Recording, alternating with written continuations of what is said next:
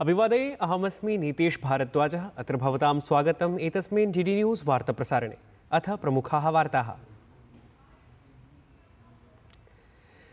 देशस्य अनेकेषु भागेषु ऋतुविज्ञानविभागीया धारासारवृष्टेः सञ्चेतना।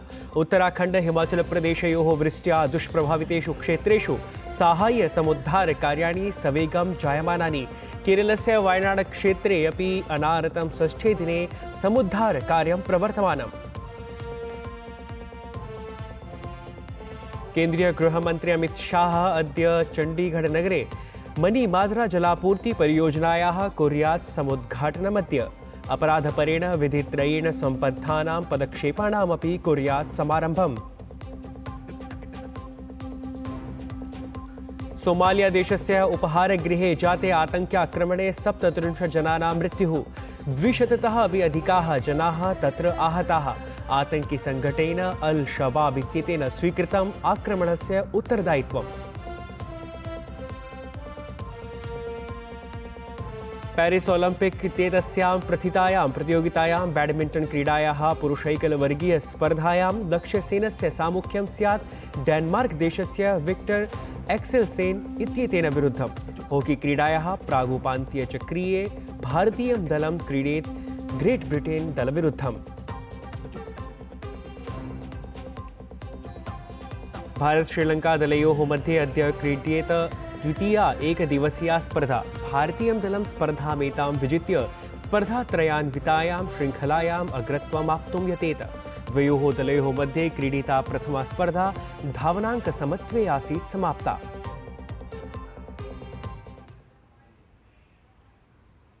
वार्ताः विस्तृतीकृताः। देशस्य अनेकेषु भागेषु ऋतुविज्ञानविभागीया धारासारवृष्टेः सञ्चेतना ख्यापितास्ति। झारखंड, छत्तीसगढ़, मध्यप्रदेशेषु अतिवृष्टेः सञ्चेतना ख्यापितास्ति।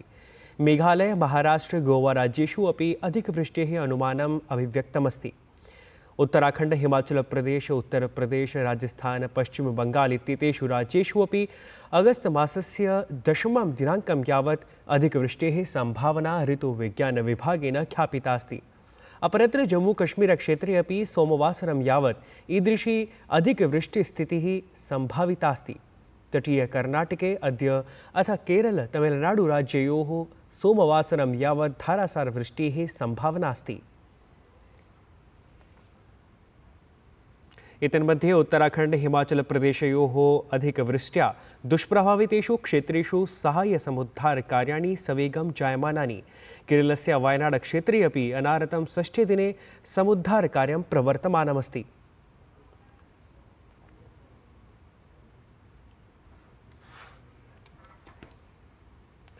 उत्तराखण्डे केदारनाथधाम्नि अथ सम्बद्धे यात्रामार्गे च अवरुद्धानां तीर्थयात्रिकाणाम् उद्धाराय साहाय्योद्धारकार्यं तीव्रगत्या प्रचलति। अधुना यावत् 6 सहस्राधिकाः भक्ताः सुरक्षितरूपेण ततः निष्कासिताः सन्ति। केदारनाथधाम्नि अवरुद्धानां भक्तानां समुद्धाराय भारतीयसेनायाः चिनूक Mi-17 इत्येतयोः उदग्रविमानयोः साहाय्यमपि गृह्यमाणमस्ति।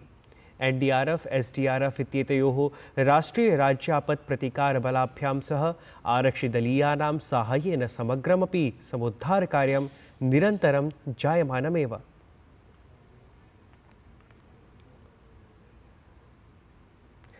वायनाड इत्यत्र प्राकृतिकापदायां साहाय्योद्धारकार्ये भारतीयनौसेना अपि प्रवृत्ता। वायनाड जनपदस्य भूस्खलन प्रभावितक्षेत्रेषु दुर्गमभूभागेषु च साहाय्योद्धाराभियाने भारतीयनौसेना योगदानं करोति। आपत्प्रभावितेभ्यः स्थानीयसमुदायेभ्यः सहायतां प्रदातुं प्रयासान् वर्धयितुं च INS जमोरिन् अथ इझिमाला इत्येताभ्याम् अतिरिक्तावश्यकापूर्तिः संयोजितास्ति।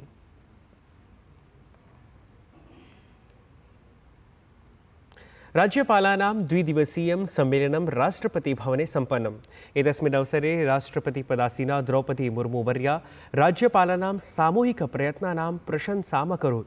सम्मेलनस्य द्वितीयदिवसस्य आरम्भः राज्यपालानां षट्समूहैः स्वविमर्शाधारेण प्रस्तुत्या अथ राष्ट्रपतिपदासीनायाः द्रौपदी मुर्मुवर्यायाः, उपराष्ट्रपतेः जगदीप धनखडस्य, प्रधानमन्त्रिणः नरेन्द्रमोदिनः, केन्द्रीयगृहमन्त्रिणः अमित शाहस्य च सम्मुखे भविष्यस्य रूपरेखायाः परामर्शप्रदानेन अभवत्।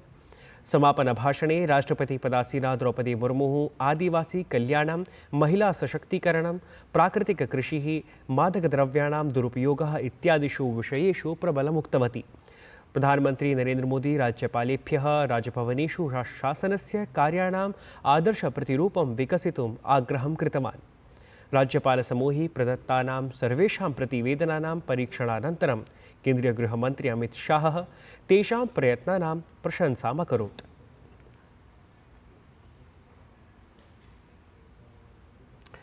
प्रधानमंत्री नरेन्द्र मोदी नवदिल्ली स्थिते राष्ट्रीय कृषि विज्ञान केन्द्रे कृष्यर्थशास्त्रिणां 32तमम् अन्ताराष्ट्रियं सम्मेलनम् उद्घाटितवान्। कृष्यर्थशास्त्रिणाम् एतस्य सम्मेलनस्य विषयः अस्ति सुस्थिरा कृषिः, खाद्यप्रणाली दिशि परिवर्तनं च। तावत् एतस्य मासस्य 7दिनाङ्कं यावत् आयोजयिष्यमाणे एतस्मिन् सम्मेलने जगतः 75 देशानां प्रायः सहस्रसङ्ख्याकाः कृष्यर्थशास्त्रिणः, शोधार्थिनः अथ कृषिक्षेत्रे विधीयमानैः नवप्रयोगैः सम्बद्धाः युवानः सम्मिलिताः सन्ति। 65 वर्षाणाम् अनन्तरं भारते कृष्यर्थशास्त्रिणां त्रैवार्षिकं सम्मेलनमेतत् अनुष्ठीयमानमस्ति। प्रधानमंत्री नरेन्द्र मोदी कृष्यर्थशास्त्रिणां 32तमस्य अन्ताराष्ट्रियसम्मेलनस्य समुद्घाटनक्रमे भारतेन कृषिक्षेत्रे विधीयमानाः प्रगतेः प्रतिपादनं कृतवान्। भारतम् एतान् अनुभवान् जगति संविभाजयितुम् उत्सुकमिति प्रधानमन्त्री उक्तवान्। अत्र तावत् प्रधानमन्त्रिणा भारतीयज्ञानपरम्परायां कृषिविषये लिखितानां ग्रन्थानाम् अपि उल्लेखः कृतः। प्रधानमन्त्रिणा उक्तं यत् एते ग्रन्थाः दर्शयन्ति यत् भारतीयकृषिपरम्परायां विज्ञानाय, तर्काय च प्राधान्यं दत्तमस्ति। इस साल के बजट में भी बहुत बड़ा फोकस सस्टेनेबल फार्मिंग और क्लाइमेट रेजिलिएंट फार्मिंग पर है। हम अपने किसानों को सपोर्ट करने के लिए एक पूरा इकोसिस्टम डेवलप कर रहे हैं। भारत का बहुत जोर क्लाइमेट रेजिलिएंट क्रॉप से जुड़ी रिसर्च एंड डेवलपमेंट पर है। बीते 10 सालों में हमने करीब 1900 नई क्लाइमेट रेजिलिएंट वैरायटी अपने किसानों को दी है। इसका लाभ भारत के किसानों को भी मिल रहा है। हमारे यहां राइस की कुछ वैरायटी ऐसी भी है जिनको ट्रेडिशनल वैरायटी के मुकाबले 25% कम पानी चाहिए। केन्द्रीय गृहमन्त्री अमित शाहः अद्य चण्डीगढे मनीमाजरा जलापूर्ति परियोजनानाम् उद्घाटनं कुर्यात्। अमित शाहः तत्र अपराधपरेण विधित्रयेण सम्बद्धानां पदक्षेपाणामपि समारम्भं कुर्यात्। एतस्मिन् त्रयाणाम् अपराधपराणां विधीनां कृते ई-साक्ष्य, ई-समन, न्यायसेतुः, न्यायश्रुति इत्येतेषाम् अनुप्रयोगानां लोकार्पणं सम्मिलितमस्ति। सहैव गृहमन्त्री जलापूर्तिपरियोजनामपि लोकार्पयिष्यति।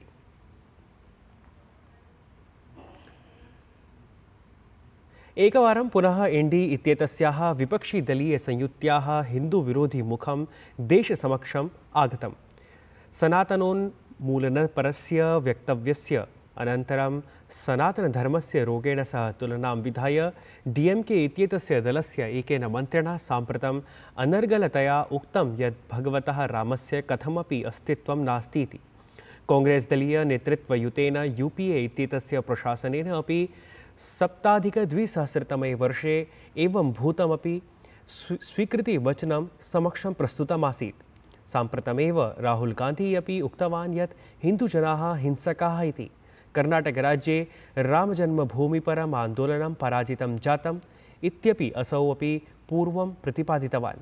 तमिलनाडु राज्यप्रशासने मन्त्री डीएमके इत्येतस्य दलस्य नेता च एस शिवशंकर इत्यसौ अपि भगवतः रामस्य विषये विवादास्पदं वचनं प्रयुक्तवान्। तेन उक्तमासीत् यत् भगवतः रामस्य अस्तित्वं साधयितुम् ऐतिहासिकं प्रमाणं न अवाप्यते इति।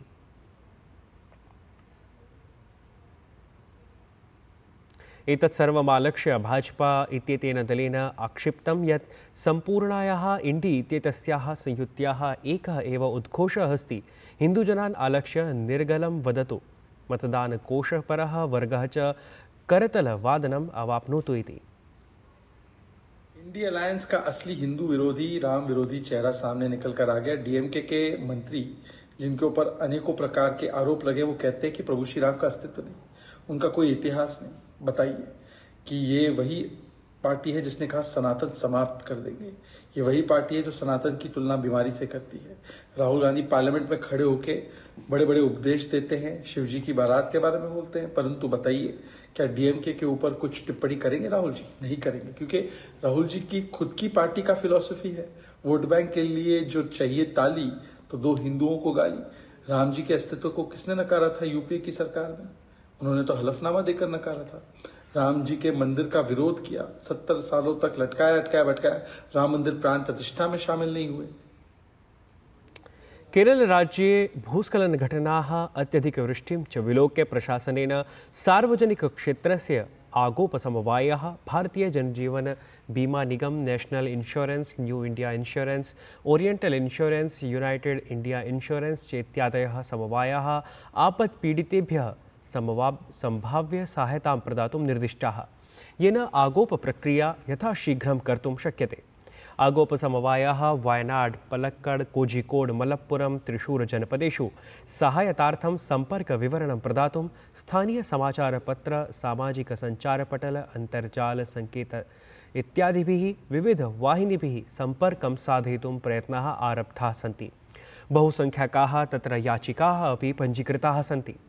वित्तमन्त्रालयः पक्षतः उक्तमस्ति यत् केन्द्रप्रशासनं, वित्तमन्त्रालयः च आपत्पीडितानां सहायतायै प्रतिबद्धौ स्तः।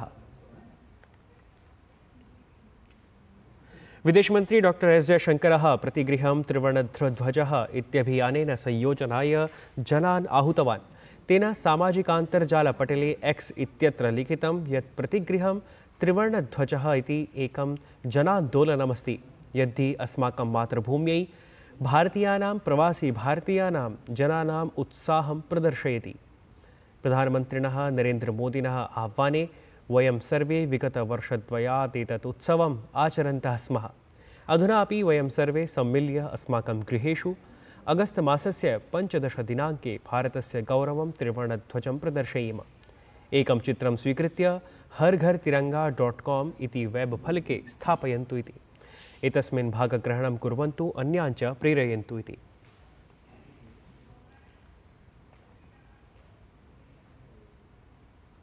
पेरिस ओलम्पिक इत्येतस्यां प्रथितायां प्रतियोगितायां बैडमिण्टन् क्रीडायाः पुरुषैकलवर्गीयस्पर्धायां लक्ष्यसेनस्य डेन्मार्क देशस्य विक्टर एक्सेल्सन् इत्येतेन विरुद्धं सामुख्यं स्यात्। हॉकी क्रीडायाः प्रागोपान्त्यचक्रीये भारतीयं दलं ग्रेट ब्रिटेन् दलविरुद्धं क्रीडेत्। भारतस्य उत्कृष्टक्रीडकः लक्ष्यसेनः डेन्मार्कस्य विक्टर एक्सेल्सन् इत्यनयोः मध्ये अधुना यावत् 8 वारं सामुख्यम् अभवत्। एतासु स्पर्धासु लक्ष्यसेनः केवलम् एकवारमेव जितवान् आसीत्।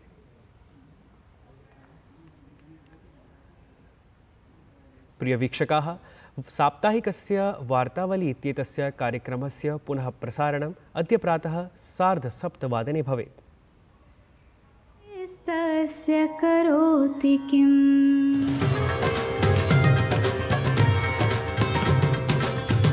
यदि कश्चित् किमपि नवीनं चिकीर्षति तर्हि स करोतु, किन्तु परम्परानुगुणं करोतु।